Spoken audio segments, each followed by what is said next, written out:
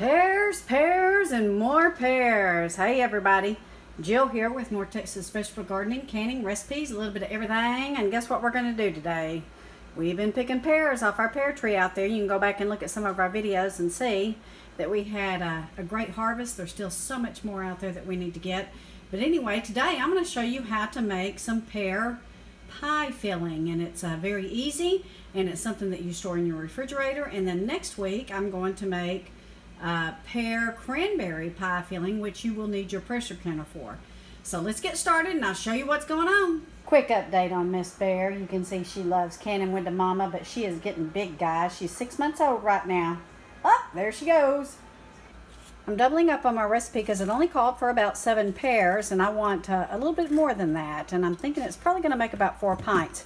So first you're going to take your pears and you're going to peel them. Okay, so now you're going to dice up your pears, and we are using about 16 pears.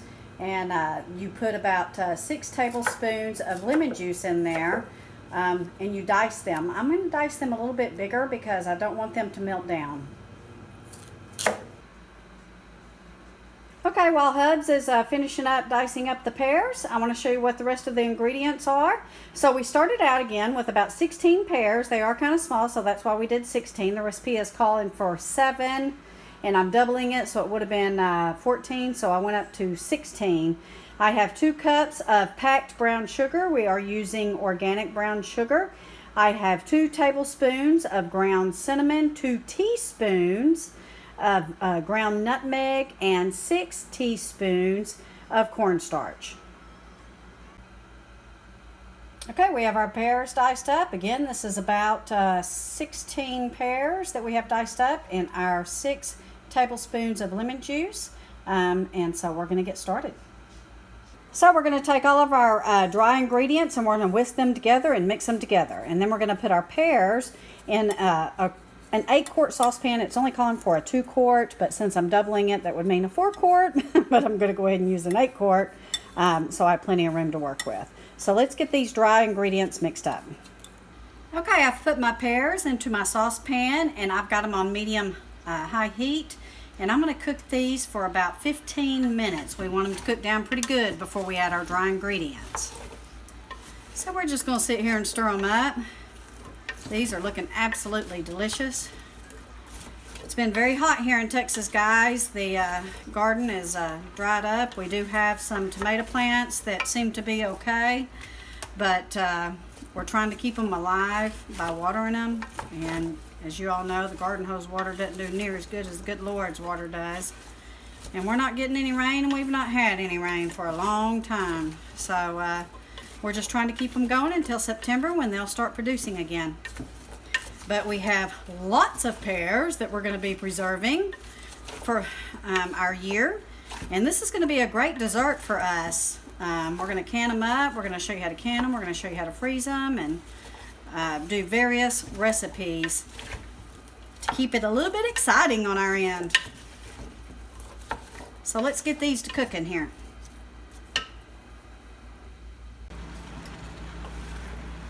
We've had our pear tree probably about 7 or 8 years, and this is the first year that we have really been able to take advantage of the harvest. We had tons of rain back in the spring, and I think that really made it go to town. We fertilized, our fruit trees and all that, but this year we have really had a great harvest.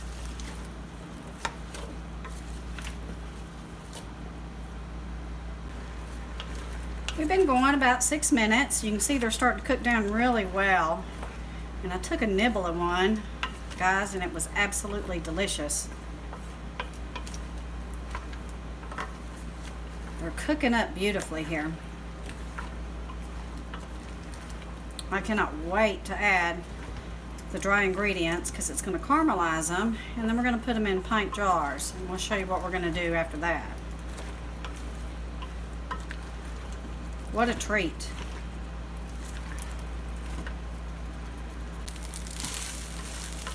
It's been about 12 minutes, guys. They are so tender and so delicious just as they are. So I'm going to do this about 2 or 3 more minutes, and then I'm going to add our dry ingredients. And boy, do I expect things to kick up then. Very, very delicious so far.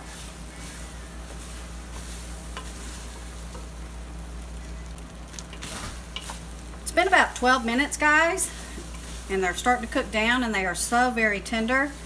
I'm going to do this for about another 2 to 3 minutes, and then I'm going to add the dry ingredients, and I really expect it to kick up then, and it's going to be absolutely delicious. We have so many pears to do this with.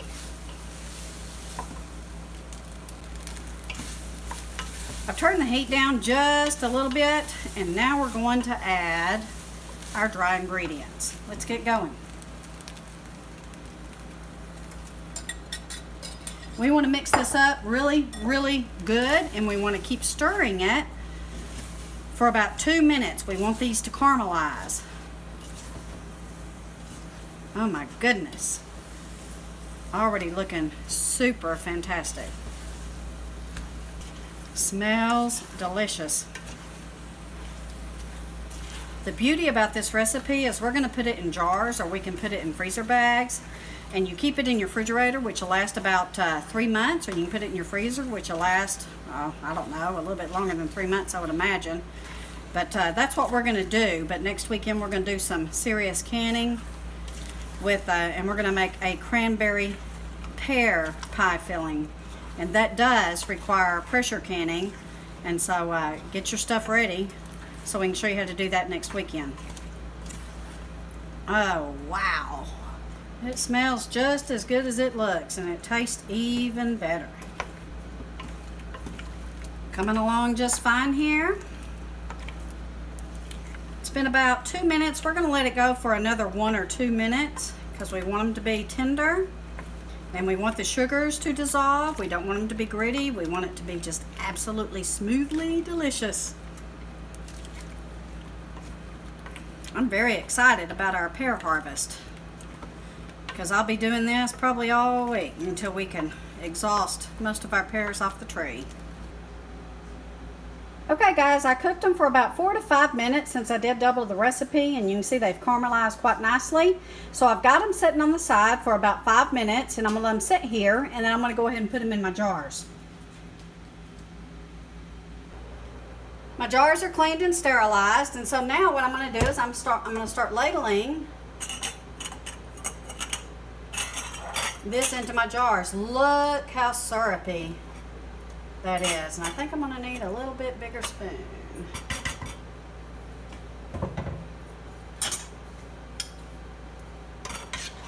So what you can do with these guys is you can make a full pear pie, or you can take some brown sugar, some graham cracker crumbs, and a little bit of melted butter. Put them in muffin tins and make you a little pie crust out of them. Spoon your pears in there. Look how thick those are. And then put a little bit of your crumb crust on top of it, and you'll have yourself some little mini pear pies.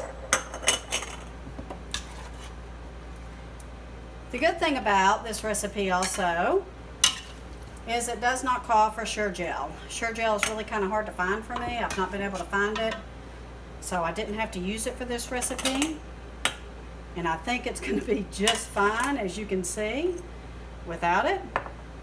You can put this in freezer bags, or you can freeze the jars. Just be sure and seal them real good. And I think that we have us a hit.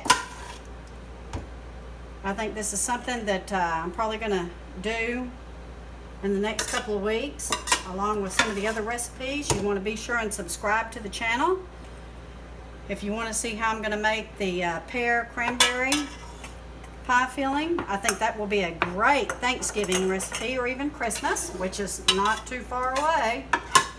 So anyway, guys, thank you for watching. We appreciate you.